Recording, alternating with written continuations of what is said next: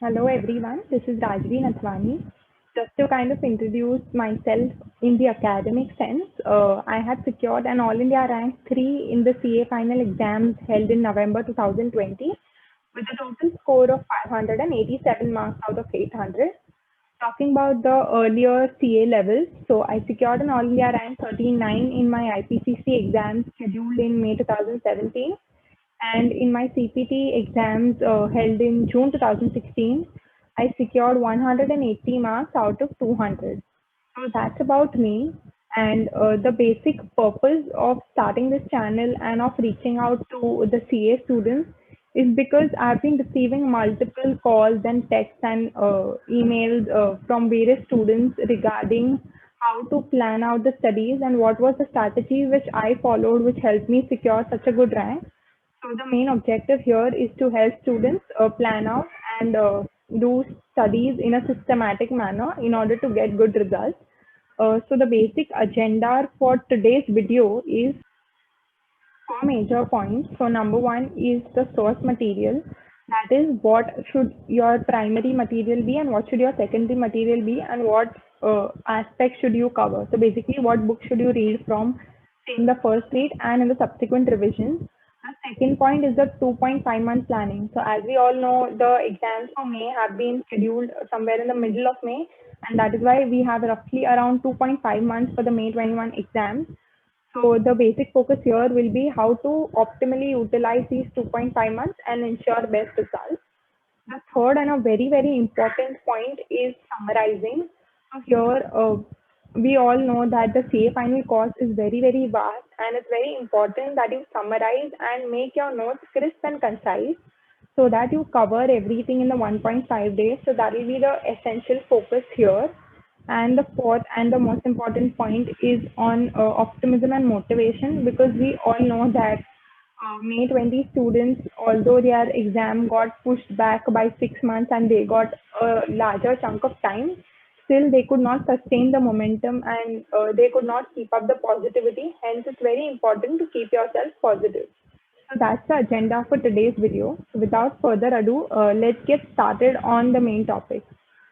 So number one is your source material. So here I would like to reiterate which whatever I've said in my earlier videos with other channels as well, that you should not ignore the ICI study material. The ICI study material should be your Bible. Now I understand that most of us have done classes for CA final, and hence we would be having some other ways material or some coaching material or some author's book or handwritten notes for that matter. That is completely fine, and you are actually supposed to read from them only in the subsequent read. But essentially, for your first read, what I would advise is you first say you are studying law and you're studying section 188, which is on related party transactions. So you refer that from your coaching textbook or from any author's book. You read the section, you understand it, you solve questions, and then you refer the module. And you see the same content in module. So it will be very, very quick since you've just read it from your source material. And you just have to ensure that everything is covered in your source material and there is nothing new in the module, or there is no tricky point, or if the module explains it a little more better, you can probably add that explanation in your base material, or you can add an example or something like that. So this will, number one, ensure 100% coverage of the syllabus, because many books tend to ignore many parts, and obviously the ICI will set papers from its study material only. So it's very important to ensure 100% coverage, which is the first focus area. The second thing is, since you've read it once and now you're reading the study material again, like you're reading the same content from the study material, it leads to double reading or a revision in the first read itself. So that is again very important, because obviously due to scarcity of time and due to less study leave, many people do not get a lot of time for revision. So in your first read itself, you're reading it from two sources, and hence you tend to remember it much better. And the focus here should be that in your second read, or rather in your future revisions, the second, third, fourth read, you ensure that you have only one material in place, say your coaching material or your handwritten notes, and everything is covered there under one roof. But say suppose there is something which is very lengthy in the module and which you cannot grasp it or put it down to paper, then you can probably make a cross reference and ensure that you refer the module for that topic. So that is it with regards to the study material. Now again, apart from the institute study material, this goes without saying that you are supposed to do all the previous RTPs, MTPs and the past papers, that is with the suggested answers. So here for the new course, I would advise that you do everything from May 2018 onwards, which is the first attempt when the new course came into picture. So you should refer all of that for all the subjects. Now for costing, I think till May 2019, everything is covered in the module. So subsequent to that, you'll have to solve the new questions given in RTPs and MTPs. And for others, what you can do is once you study a subject, say you're studying a subject for 6 days. So seventh day, you keep it as your RTP MTP day where you solve all the RTPs, solve all the MTPs, not in writing of course because you won't be able to cover everything. You can solve a few questions in writing which you feel are tricky or which you don't know how to present well. But apart from them, just refer them. And if the questions are very similar or same as what you've already solved, then you put a cross. And if the questions are new and if you get it right, then very good. But if you don't, then you can make a notebook where you list down all the learnings. And in case there is a new concept in the RTP, so say in FR, there are many sums in RTPs which are completely new from what is given in the module, from the module illustration. So you can mark those questions for future reference. So when you read it for the second or third time, you are supposed to solve those sums again because those may be directly asked in the exam. You never know. So you have to do that. That goes without saying. Apart from that, I understand from a lot of people that the institute has uploaded some case study book for costing and some MCQ booklet kind of capturing or consolidating all the MCQs. So all of that is also very, very important and should not be skipped. Now you all might be feeling intimidated or might feel that how do we cover such huge amounts of material in such a short span? So what you can do for the MCQs and for the summaries and stuff like that, you can chalk out some time at the end of the day, say 10 to 12 in the night or 11 to 1 in the night, where you solve MCQs or where you solve case studies, for example, costing case studies or say your elective paper case studies, because again for electives you need to solve all the previous case studies. And at least for the paper which I had taken, which was international tax, there were more than 25 to 30 case studies. So it was difficult to spare out time as a whole, as in full days. So what I would do is I would solve one case study every night, which would take around say 45 minutes to 1 hour. And I would discuss the queries with my friends or with my professors. So that is one strategy which you can follow to manage your time effectively and to ensure that you're covering all the institute material. So that's it about the course material. The next and the very, very important point is planning the 2.5 months. So you may not understand how you need to allocate the 2.5 months between the subjects and between the topics within each subject. So you obviously have to cover 100% of the syllabus for each subject. You cannot leave anything in option, but what you can do is prioritize or ensure that you put more focus on the more conceptual topics and on the topics which are frequently asked. But again, here a word of caution that the institute does not follow any trend. So you obviously have to cover everything. Now, one good strategy which I found helpful during my preparation was doing the reverse planning. So, so let's consider the May 21 attempt where your exams are starting from the 21st of May. So before that, you would want to spend some time doing FR. So essentially what people usually do is chalk out 4 to 6 days for the first paper because it's a lengthy subject and you would want your first paper to go slightly better in order to boost up your confidence. So you chalk out those 4 to 6 days before 21st of May. And prior to that, I would advise that for the other 7 papers, that is the papers barring FR, you can chalk out one day for each subject wherein you cover concepts which are very, very tricky or concepts which you would essentially not get time to cover in the 1.5 day. And something which is very conceptual or something which is procedural and which would take up a lot of your time in the 1.5 day and you will tend to skip on other chapters, so that you'll have to manage your time in such a manner that you cover everything. So I will show you how I used to do this. So as you can see here, during our attempt, the exams were starting from the 21st of November. So from 15th of November, I had planned to start my FR revision. And prior to that, if you can see on 14th and 13th second half, I had spared some time for SFM in order to revise the formula, my learning sheet, the past questions which I had marked, and the theory. So here again, theory as star mark because that is non-negotiable, and that was something which I wanted to complete 100% in this 1.5 day, because I knew that exam ke pehle I wouldn't get a lot of time for theory. I will obviously spare some time, but I wouldn't get more than 3-4 hours for that matter. So I wanted to do it very, very well and very, very thoroughly a few days before the exam so that my recollection power is very strong. If you see before that, I had spared some time for audit revision, and here essentially I wanted to do the essays, because essays again you cannot tend to spend a lot of time before the exam, because there are other chapters also which carry a lot of weightage and which you cannot skip. An essay in that sense is slightly generic or slightly something which you can remember for some time. So that is why I had spared more time for essay here so that I can revise it very quickly immediately before my exam. If you see, uske pehle law was there and SEBI LODR as star mark because that comes in law and audit both, and it's a very scoring chapter, plus it's very frequently asked in papers. Then if you see uske pehle, I had given some time for DT, all the procedural chapters, assessment procedure, appeal, settlement, penalty, prosecution. So all these chapters essentially obviously do not have a lot of weightage, but you cannot skip on them. But if you do it 1.5 day before exam, you will tend to take up a lot of time, and you will tend to skip on the other small topics which are more scoring or which may be as in MCQs, etc. The business trust, securitization trust, and investment fund.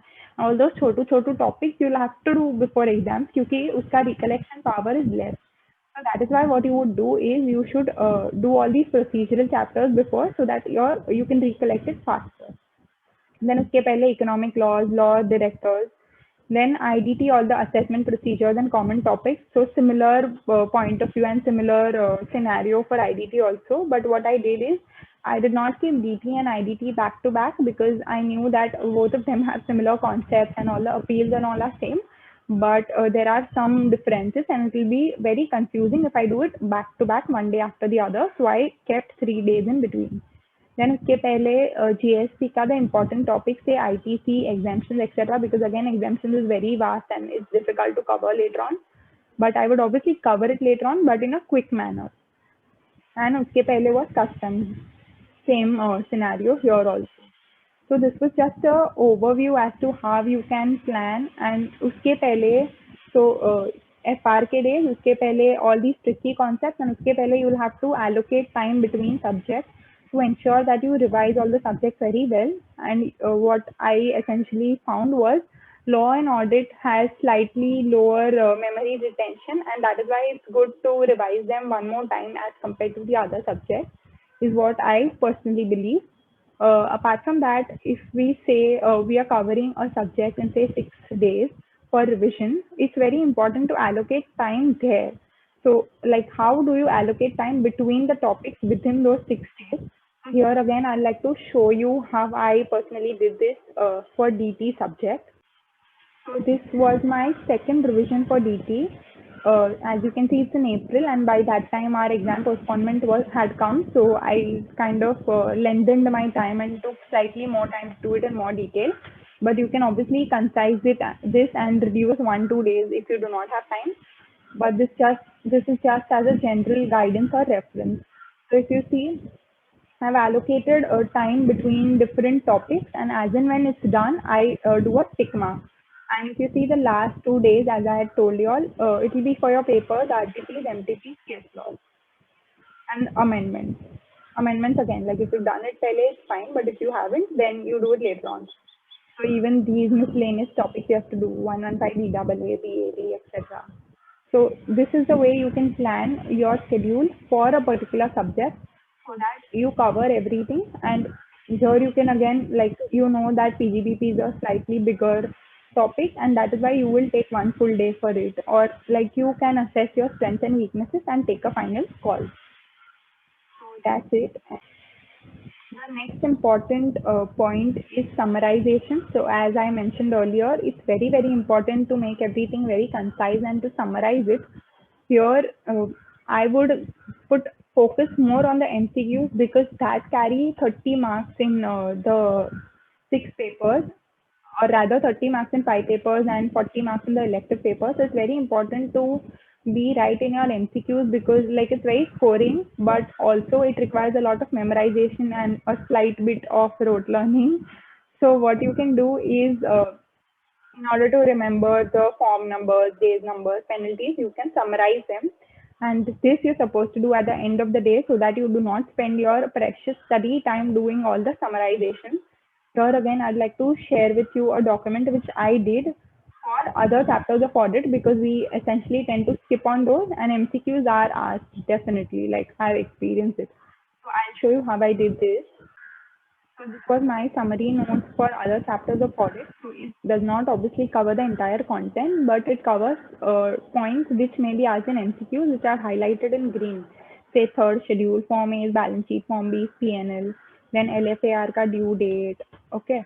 Then concurrent audit mein what is there, an NPA provisioning standard, substandard, doubtful, loss, then insurance companies, how many can you audit? Then this solvency margin, this was very important and very frequently asked that a solvency margin should be at least 50% of the minimum capital. So this is again like something which is generally asked. So what I did is for all the miscellaneous chapters of audit, I had made this note where this is something which I can read, say, 10 to 11 in the morning on the day of exam, and it will ensure that I remember it if an MCQ is asked on the same. So I'm just quickly running through so you understand how you can present and write. And it's very important, at least like for me, handwritten notes were very important. So it's very good if you write it in your own handwriting because you tend to remember it much better. And also when you write, there's also a writing practice there and then. This is PSU audit. Then fiscal laws again, like all the important tax audit clauses, because you would not tend to remember all of them. So it's good to write all the important ones at one place. And this was peer review. Then there was quality review, corporate governance, LODR. This is again something which is very, very frequently asked. Okay, so this is about it, and this is how, like, this is just a guidance or a reference as to how you can summarize. And also, like all the section numbers, form numbers, you can read every day in the morning, the case laws for DP, all of that. I'm sure you all would be doing, but just as a guidance reference, I would suggest you to continue doing it because it's very, very important and it adds value to your answers. Now, as I mentioned earlier, that it's very, very important to keep yourself motivated, to stay focused, and to not be complacent till you submit the IDT paper in the hands of the supervisor. Okay, keep this in your mind. Till you submit IDT paper in the hands of the supervisor, you cannot keep calm. When I say calm, I do not literally mean it, but I'm saying you cannot be restless or you cannot be like chal ho gaya ye paper, I can chill. You cannot chill. You have to stay focused, you have to be in the game because the battle is not won until you win all the 8 papers. So this is very important, and it's good to take short breaks because as human beings we tend to be bogged down by a lot of information and by studying 12 hours a day. So it's good to take short breaks, keep yourself motivated, talk to friends, talk to your family, and play some games in the night or something, or watch TV, or like do something which is very light-hearted so that you can have a fresh start in the next day. And also, like for the students who cannot focus right now, I would suggest either of the two things. Number one, you can either speak and read so that you do not tend to get distracted and you do not daydream while reading in your mind. So that is one thing you can do. You can speak and read. Or the second thing, and this is something which I would personally follow quite a few times, is when I'm reading something, I used to write it down. So I had a blank notebook and I had a pencil in my hand and I used to write down the main points just so that I can remember it well. So say I'm reading an answer in audit. So I can either write it down while I'm reading it or after I've read it, I can write down the main points to ensure that it boosts up my performance, that I'm remembering what I'm reading. So these are two things which you can follow right now if you cannot focus well on your studies. And also make sure you like give your everything in these 2.5 months, because you do not want to give exams another time, and this is the right time to give your best and to make your dreams come true. So all the very best. Also, on a last note, if you like what I shared and if you find this helpful, do share this with your friends and do let me know in the comment section below what other aspects you want me to cover, or what is something else which you would kind of like to understand from me, say some subject wise guidance or any other thing for that matter. And I would be happy to help at my convenience. Thanks a lot and happy studying. Bye bye.